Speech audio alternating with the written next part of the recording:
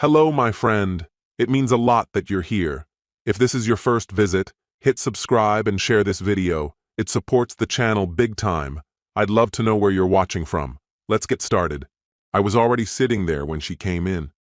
The clock on the wall showed 5:35 a.m. The sky was still dim, the house so still that I heard the soft turn of the key before the door even opened.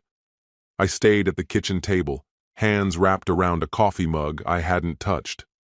Celia walked in like everything was normal, as if she hadn't disappeared the entire night. She wore a black sweater I'd never seen, heels in hand, hair a little damp, lipstick gone, but with bright, satisfied eyes. She smiled, not a nervous smile, but one that suggested she thought she'd gotten away with something, like a teenager sneaking home late and proud of it. She didn't notice me at first. She casually set her shoes down near the stairs and went to the fridge, acting like this was just any ordinary morning. She poured herself some orange juice, took a sip, and then finally saw me. Her smile wavered slightly. "You're up early," she said lightly. "Couldn't sleep," I replied, without moving. "Been up a while." She walked over, still trying to seem relaxed. "I didn't want to wake you. Things went late. You know how Julia gets after a couple of glasses of wine." I nodded slowly. "Yeah. But Celia." She tilted her head, watching me carefully. "You left your iPad out last night. That's when I saw it." The brief hesitation, the way she shifted her weight, the pause before her next words. "Oh, I didn't even realize," she said quietly.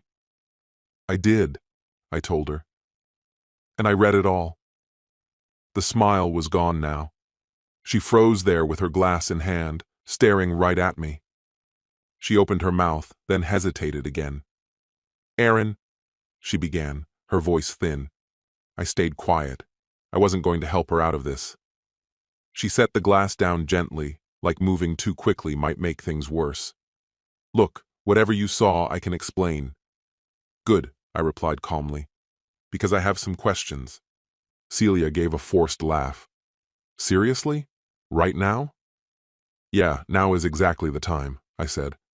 "Let's start with this. Who's Anthony?" She flinched slightly, just enough for me to notice. "He's nobody, just someone Julia knows. He was there last night." I shook my head slowly. "That's strange, because from your texts, it sounds like you've known him a lot longer than one evening. And from what I read, Julia wasn't even out last night." She opened her mouth again, but didn't seem to know what to say. Her hand hung at her side awkwardly. I kept going, keeping my voice even. "I checked your texts with Julia too. She hasn't messaged you since last Thursday." Celia crossed her arms defensively. "So what? You were checking up on me?" "No," I said plainly. "You left your iPad unlocked. I just read what was right there. No spying, no hacking." I leaned back a little, keeping my tone calm. "You told Anthony to meet you at the Hilton bar at 10. You said you were ready to stop feeling guilty. That's what you wrote, Celia." "Aaron, I was drunk," she blurted out. "You weren't drunk when you sent those messages," I replied quietly. She ran a hand through her hair, stepping back. "Okay. Yes. I met him. I needed to get away. I needed to feel something." She trailed off, as if realizing there was no good way to finish that sentence. "Honest? Loved? Alive?" I offered. Celia lowered her gaze to the floor. I pointed to a thick envelope sitting on the table. "You should probably open that," I said. She didn't move at first. I stood and stepped toward her. "It's not just the texts. There's more." For the first time that morning, I saw fear in her expression. She looked at the envelope like it might burn her fingers. But slowly, she reached out and opened it. Photographs slid out. Clear photos, sharp, undeniable. Celia laughing with Anthony, leaning close, his arm around her, walking into the hotel lobby together, then both entering the elevator alone. I watched her as she flipped through them one by one. Her shoulders drooped lower with every picture. Her lips parted slightly. Her eyes became glassy. But she didn't cry. Not yet. She finally set them down and didn't meet my gaze. "How did you get these?" she asked quietly. "A friend saw you," I answered simply. "Ethan was at the same bar. He almost didn't believe it was you at first. Sent me a few pictures to check." Celia stayed silent. I gestured toward the photos again. "Look at you there, smiling, relaxed. You knew exactly what you were doing." She finally spoke again, her voice small. "I didn't plan for it to go that way." "But it did," I said, keeping my tone steady. Her voice broke. "It was just once, Aaron. I swear, I didn't mean to hurt you." "You didn't mean for me to find out," I corrected her gently. "That's not the same thing."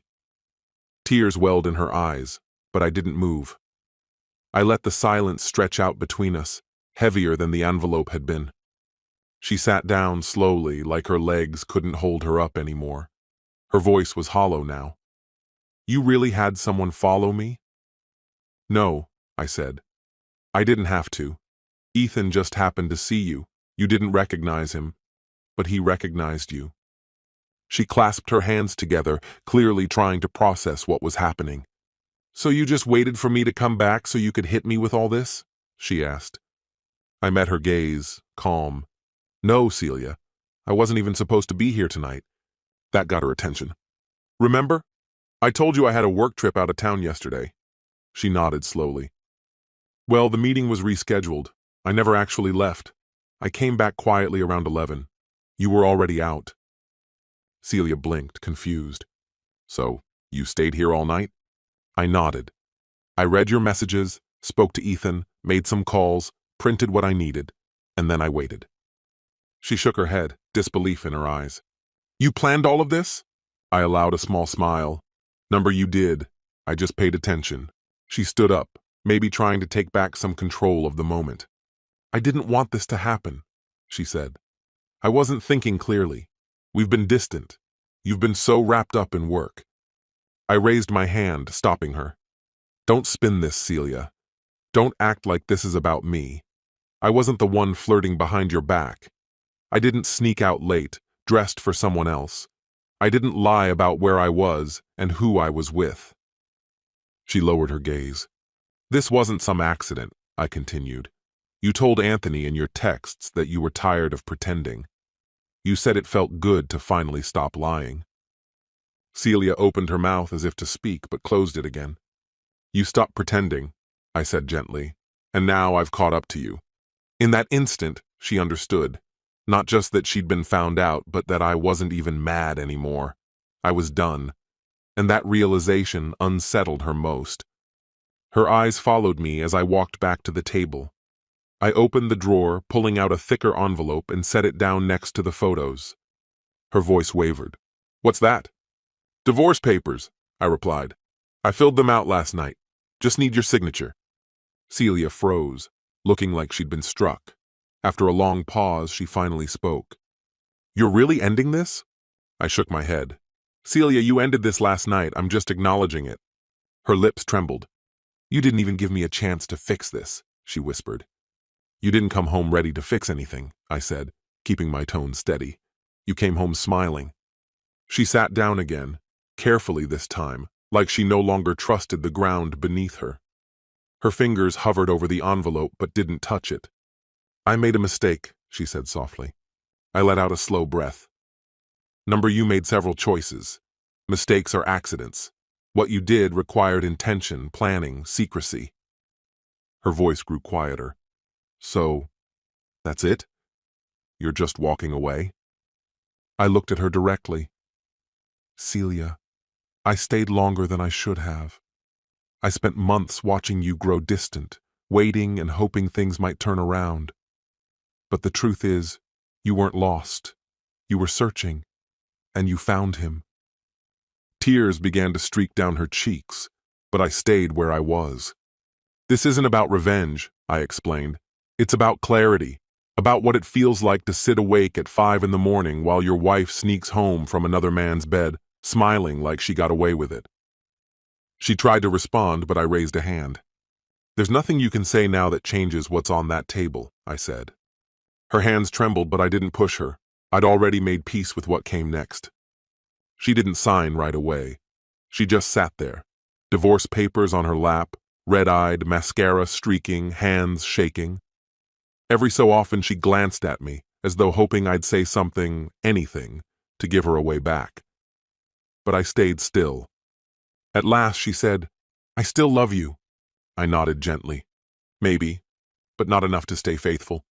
She wiped her face on her sleeve. "We were falling apart, Aaron, you know that. You've been sleeping in the guest room for weeks. You hardly even look at me anymore." "Because I saw it coming," I replied calmly. The distance, the late nights, the empty smiles. I didn't want to believe it, but deep down I knew. And instead of turning to me, you turned to someone else. Her voice rose. "Do you think I wanted to feel that way? Invisible?" "No," I answered softly. "I think you wanted attention, and you found it. You just didn't expect the cost." She stood, frustration boiling over. "You were never home, Aaron. Always working. I felt like I didn't matter." I shrugged. "So you cheated because you were bored?" Her mouth opened, but she had no answer. I stepped forward, not to intimidate, just to show that I wasn't afraid anymore. "You know the difference between us?" I said. "I struggled too, but I didn't use that as an excuse to betray you." She sank back into her seat, defeated. "You think this is about punishing you?" I continued. "It's not. This is me choosing peace instead of chaos, respect instead of patching things up that can't be fixed." She finally looked up. "So that's it? You're not even mad?" "I was," I admitted. "But it's hard to stay angry at someone when you realize they were never really yours to begin with." Celia buried her face in her hands. I walked into the hallway, picked up the duffel bag I had packed, and slung it over my shoulder. "I'll be out by noon," I said without turning back. "You can sign and mail the papers, or don't, but this—" I pointed to the table. "This is the last time we'll sit across from each other." Without drama, I picked up my keys and headed to the front door like I was leaving for work. Celia stayed where she was, silent, sitting at the kitchen table, staring at the divorce papers as if they were written in a language she couldn't understand. I stopped at the doorway, not because I was unsure of what I was doing. That hesitation had already come and gone. This was a different kind of pause, quiet and simple, like the natural ending of something that couldn't be saved anymore. She lifted her head, her face blotchy from crying, her voice small and shaking. "Where are you going?" she asked. "Somewhere I can begin again," I answered. "Aaron?" Her voice broke. "Please don't leave like this." I met her eyes, steady. "You left first, Celia. You just didn't think I'd actually leave too." She stood there, caught between wanting to stop me and staying still, but in the end, she didn't step forward. I didn't offer a speech, no grand farewell, no harsh words, just the truth she already carried inside her and couldn't deny. "You came back smiling that night," I reminded her quietly, "after your fling." Without another word, I walked out and gently closed the door behind me. I left many things unsaid, but I didn't need to say them. Outside, the morning felt fresh, the air easy to breathe. The heaviness in my chest was gone, replaced by the simple sound of my shoes on the pavement and the soft stirrings of a day just beginning. When I got into my car, I didn't glance back at the house. There was no reason to. Some chapters don't call for explanations or neat goodbyes. They just call for a choice, and I had made mine.